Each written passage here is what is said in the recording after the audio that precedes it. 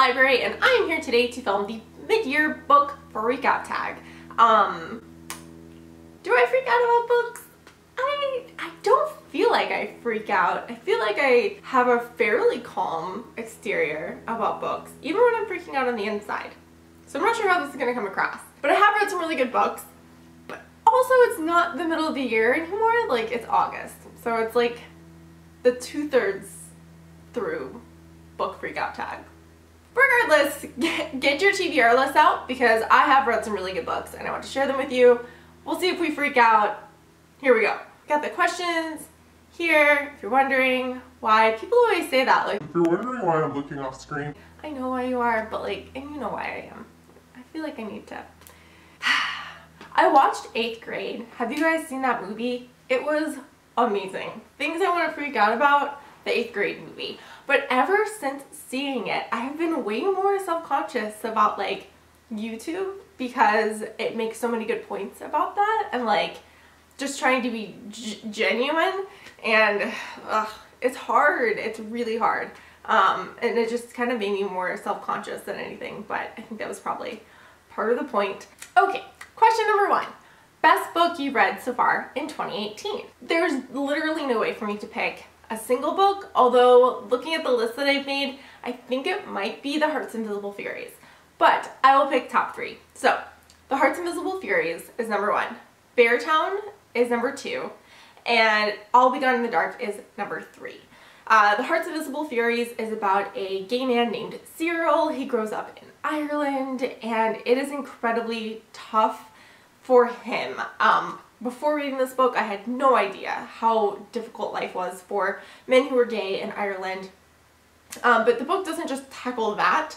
It tackles so many difficult topics throughout history, almost in like a Forrest Gump kind of way, but like not campy. In that he kind of like, not campy because it's incredibly realistic that he would have encountered all of these things, but it's his experience of being a gay man from his birth through his entire life. It is a long book, but completely worth it because it like is amazing and does so many things. You will learn so much, feel so many feelings. Number 2, Beartown, is by Frederick Backman. It is a fiction book set in Sweden and it does a lot too. That is the theme of this year.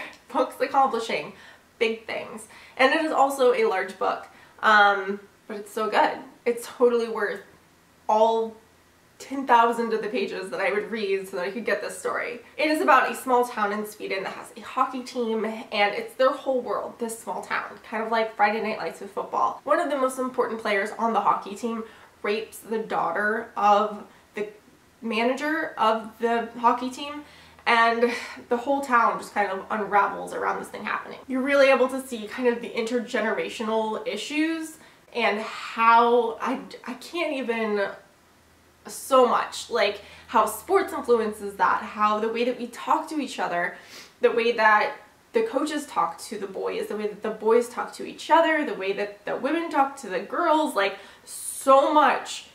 It does such a good job of realistically showing the structures that are in place that lead to things like this happening and our reaction to it and how we treat girls who have been raped and the boys who have done the raping, how all of that comes together to well, it will destroy you. This book will destroy you. Number 3 is I'll Be Gone in the Dark by Michelle McNamara. This is a non-fiction book about the Golden State Killer, and if you want to be terrified for months to come, I highly recommend this read. It is so scary, and I'm so glad that they caught the Golden State Killer. I don't think I could have read it unless they had. I wouldn't have recommended it before just because it is terrifying to me. I tend to put a lot of like my sense of security in being with other people, and that was the Golden State Killer's kind of like MO. He would attack husbands and wives who were in bed together. He would put plates on the back of the man and basically tell him that if any of those plates broke, he was going to kill both of them. So he was a serial rapist who ended up becoming a serial killer. He was a serious serial killer. Like his actions aside, because it's weird to talk about enjoying reading about these crimes, but the way that Michelle McNamara wrote the book, and she actually passed away before it was published, so it's her writing and then also the writing of some other people who know a lot about the Golden State Killer. All of that coming together was just so interesting to read. The way that she works like her story and the Golden State Killer story together. And I kind of felt this kinship with her as I was reading it, because I think it's really interesting to read. She's a mom, and so I think it's really interesting to read books written by moms who are passionate about something, because I obviously have a hobby as well, and so I loved it. That was question number 1. Okay, we have a lot of questions to go, but we need to pick up the pace, so this isn't a half-hour-long video. Question number 2. The best sequel you've read so far in 2018. I'm still in the process of reading this, but I'm just gonna go ahead and call it. The best sequel that I read this year so far is Us Against You, which is the sequel to Beartown. Question number 3. New release you haven't read yet, but want to. So many. I took a peek at my library hold list, and currently I have on hold, and I'm very excited to read A Place for Us, My Oxford Year, and Less. Question number 4, most anticipated release for the second half of the year. I have 2. Hank Green has a book that is coming out. John Green is one of my favorite authors, and I love Hank Green and the videos that he creates with his brother John, and so I am excited to read his book. And also Jodi Picoult has a new book coming out that sounds incredibly interesting. Jodi Picoult and Emily Giffin are 2 authors who I always read their books. Even if it isn't a book that I like, they always have so much buzz and people are always talking about them. Like, the curiosity kills me and I have to know. So I am sure that I will be picking up her book later this year as well. Number 5, biggest disappointment. So many disappointing reads. Is anyone else, I feel like I can read 8 or 9 2-star books. Okay, I need a 3 thrown in there somewhere. But as long as at the end of those 8 or 9, the 10th book is a 4 or 5-star read, I still feel like I'm having a good reading month. So going back through and looking at the books, I'm surprised I have so many books that were disappointing, because I feel like I've had a really good reading year. So, but yes, there have been some incredibly disappointing books, like books I thought were going to be 5-star reads but were actually 2-star reads. So the biggest example of that for me is The Rosie Project. I could barely finish that book. It made me so mad. It is about a man named John. He is an autistic scientist who starts something he calls the Wife Project. I just filmed a 60-second book review for this, so it's like especially fresh in my mind. But it takes a laugh track approach to autism, which, considering the storyline, which is Don trying to find himself while also finding a wife, just felt especially cheap, because it's such an important thing for Dawn to be doing, and to have someone else coming in to tell that story that thinks a laugh track approach to autism is the best way to explore that just did not sit well with me. Also disappointing was The Oracle Year. Also disappointing was The Last Time I Lied. Wouldn't recommend either of those reads, and I think I have 60-second book reviews for both of those coming out, or they've come out. So, number 6 is biggest surprise of the year. That was The Heart's Invisible Furies for me. I buddy read that actually with Getting Hugo with it. I will link her channel below. April is amazing. And I'm so glad that I buddy read with her. That's the only reason I picked it up, because I had a feeling, it's just because it's such a chunk of a book, I had a feeling going into it that if I didn't like it, I wouldn't finish it. Like, I needed peer pressure to get through it.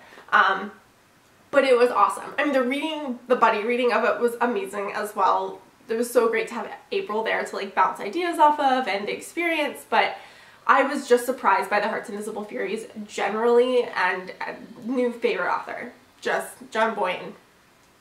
What a talent. Oh, question number 7. Okay, question number 7, favorite new author, debut or new to you? So John Boyne is new to me. He has written other books like The Boy in the Striped Pajamas, which I haven't read. I also haven't seen the movie of that either. I'm scared to watch. I don't like sob-festy type stories, and that one to me especially just feels like get your tissues ready. I'm rarely in the mood for that, so he is a new to me author and one I will read more of. And then debut, definitely Gail Honeyman, Eleanor Oliphant, which should be listed as one of my favorite books of the year, like the first question. If you haven't read that book yet, please pick it up. I have been talking about it for months. It's so, so good. And I got the opportunity to meet Gail Honeyman at a local bookstore, and she was so delightful. It was so nice to meet her. It was so interesting to hear her talk, especially because she is a debut author and her first book has exploded, like as far as books go. It is huge. And to hear her just be so humble about the experience, but also like so motivated to be like, I'm an author now, like I got this and I'm going to use it to continue to write books, is just so, I love her so much. She was so nice to meet, and she is definitely a new favorite of mine. Number 8, newest fictional crush. I don't really do that at this point in my life. Like, that's a really cute question, and I remember when that was like a huge part of my reading life. It just isn't anymore. So that question is adorable. Number 9, newest favorite character. All of the characters in Beartown. Even the characters who I don't like in Beartown, because they are all so well formed that it's like they feel like very real people. Cyril from The Heart's Invisible Furies, because he has my heart, as does Eleanor Oliphant of Eleanor Oliphant is completely fine. All 3 of those amazing characters. Books, number 10, books that made you cry. That's hard. I'm not especially a book crier. So a book can be really sad and do an incredibly good job, but like it really has to touch a nerve to make me cry. Eleanor Oliphant did, and so I will link above and below to the quote video that I made for that book, because some of the quotes in that are the quotes that like got me. Some of them aren't, because I didn't want to read them, because then I cry on YouTube and I'm just not doing that. But I teared up several times reading that book, but I also teared up reading Beartown, and I also teared up reading The Heart's Invisible Furies. So good. Favorite book to film adaptation you saw this year? Number 12. I don't think I've seen any this year, but I have a couple that I want to watch. The Guernsey Literary and Potato Peel Society, I believe is what it's called. I read that like 4 years ago. I do not remember the plot at all, but I want to revisit it by watching this series on Netflix. I did start the Anne with an E series on Netflix.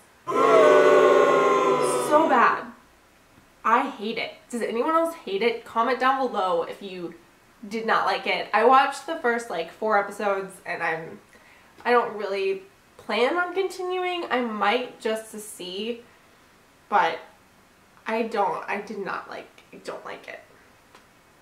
That's a whole nother video. Number 13, favorite review you've written this year, or booktube version, favorite video you have done so far this year. That is tough. I think my favorite video I filmed so far this year was probably my very first, like, I bought these books book haul, because it was crazy to me that I had gone on booktube as long as I had without filming a video like that. But it was also books from a used bookstore here in Austin that I love, and it was like the first time I'd gotten books from there, which I've been many times since. It's a problem. I think it was really fun to get to do a video like that, because they were some of my favorite videos to watch, and all of the other book hauls I have done have been library book hauls, and it was neat to have this, like, you know, these are mine, they're on my shelf, and also I'll probably never get to them because I am terrible at reading books that I own. Number 14, most beautiful book you bought so far this year or received. I'm not super like into bookish appearances, but every time I see the Tilbury Ladies Choir on my shelf, I am drawn to it. There's something about the painting on the front that just like calls my name. Let's see if I can zoom in for you guys. So it is these women on a hill, and you can see it's like this little town, but then at the top there are fighter planes flying, and it just, every time I see this book on my shelf, I'm like, I need to read this. So if you've read that one, let me know below in the comments because I want to get motivated to read it. It sounds so good. It's historical fiction, World War II, but it's focused on women's lives and stories, and I'm going to read it. I'm not even going to put it back because I want to read it. Number 15, what books do you need to read by the end of the year? So many. So as I said before, I have started kind of having a used bookstore problem. I'm going to call it a problem because I don't have enough room on my bookshelf for all of the books that I own now. And I don't like that. I wouldn't say I'm a minimalist, but I would say that I don't like excess when it starts to feel like it doesn't fit in the space that I have. And especially now that we live in an apartment for like this period of time in our lives while we're trying to figure out where we want to settle down, having that many books is a little overwhelming, and it just kind of feels like I'm not handling it well, maybe, is what it doesn't feel good. I love having a large physical TBR, but something that I definitely want to take care of is reading like the books that are on the floor behind me that you can't see because they don't fit on the shelf. It's about 20 books right now that don't fit. So I have instituted a book buying ban for sure until all of the books that I own fit on my shelf. Alright guys, that is all the questions. That is me freaking out about books. I do really enjoy this tag and I'm glad I got a chance to do it. If you enjoyed this video, please give it a thumbs up and don't forget to subscribe for more bookish content. Thank you so much for watching and have a great day.